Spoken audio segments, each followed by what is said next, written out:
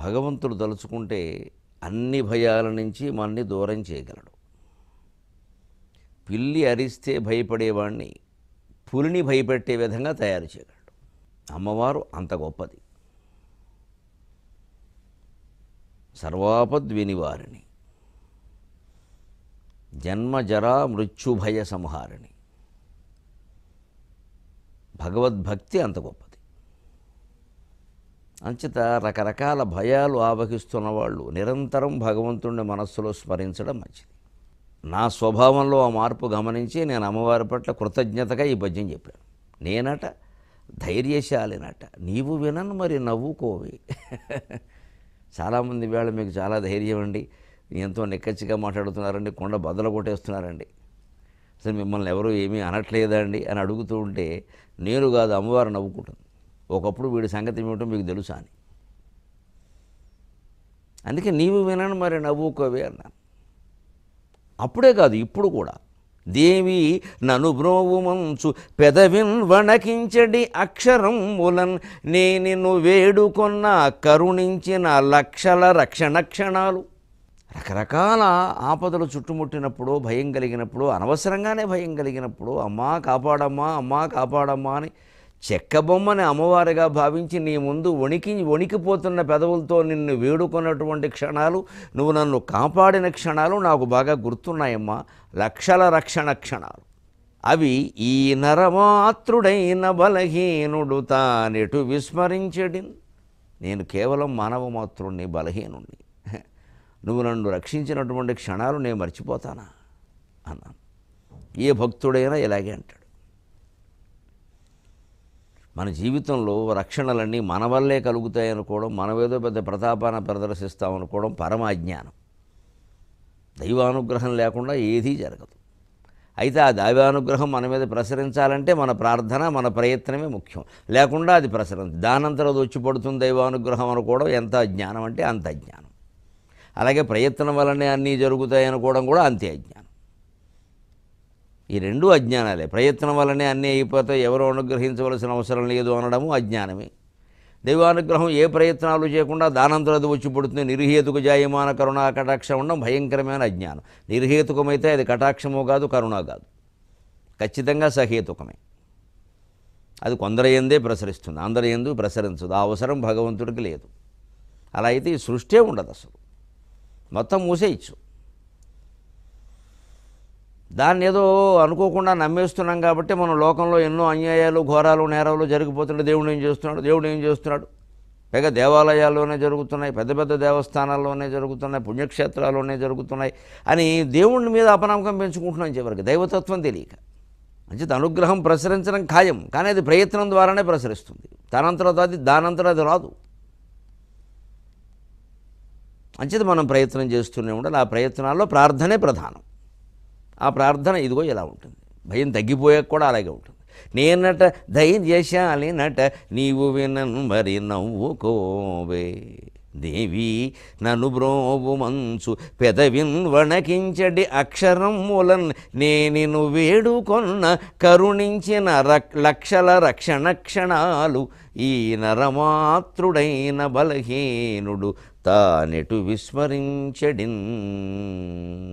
నేనట ధైర్యశాలినట, నీవు వినన్మరి నవ్వుకోవే. లలితా సహస్రంలో 33వ నామం. కామేశ్వర ప్రేమరత్నమణి ప్రతిపణస్తణి. కామేశ్వర ప్రేమరత్నమణి ప్రతిపణస్తన్యై నమః. స్తని అనేది ఈకారాంత శబ్దం కాబట్టి దానికి చతుర్థి విభక్తి ఏకవచనం. గౌర్యై గౌరీభ్యాం గౌరీభ్య అనగా స్తన్యై స్తనీభ్యాం స్తనీభ్య అనుడు. కామేశ్వర ప్రేమ రత్న మణి ప్రతిపణ స్తని. కామేశ్వరుడు ఈవిడికి ప్రేమని రత్నం రూపంలో అందించాడు.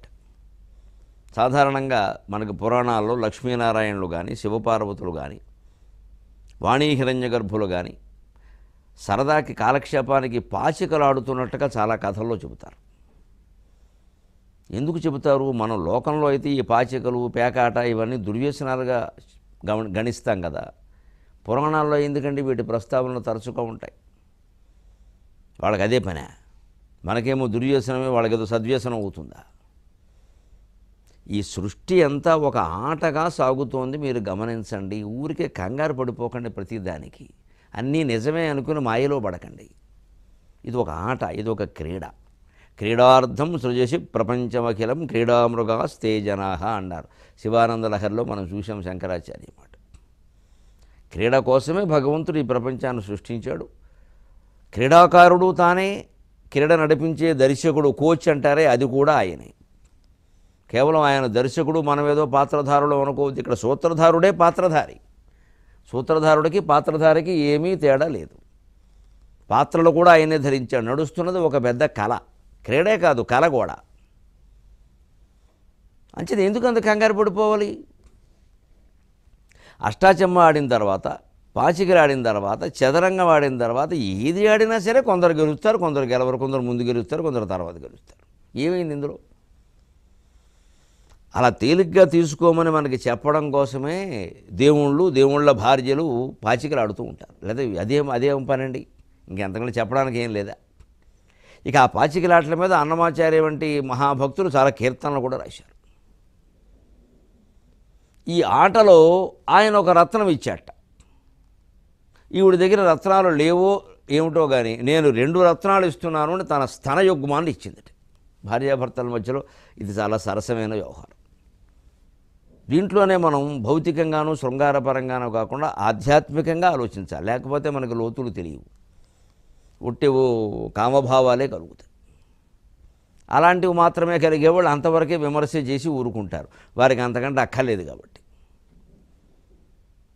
కానీ మనం హిందువులమై ఉండి, భక్తులమై ఉండి అలా ఆలోచించకూడదు. అందుకే ఇక్కడ ప్రేమరత్నం అని మీరు గమనించాడు, కామరత్నం అనలేదు. ఇక్కడ ప్రేమ వేరు, కామం వేరు. ఎవరి ఎందో కలిగే లైంగిక వాంఛని కామం అంటారు. లైంగికంతో సంబంధం లేకుండానే ఉండేదాన్ని ప్రేమ అంటారు. అందులో లైంగిక భావాలు కూడా ఉంటే ఉండొచ్చు, లైంగిక బంధం ఉంటే ఉండొచ్చు, అది ప్రధానం కాదు. ఇవాళ యువకులు ప్రేమ అని చెబుతున్న చోట ఈ లైంగిక భావం యొక్క ప్రాధాన్యం ఎంతో గమనించాలి. దాన్ని బట్టే ఉంటుంది అది కామమా ప్రేమ అనేది.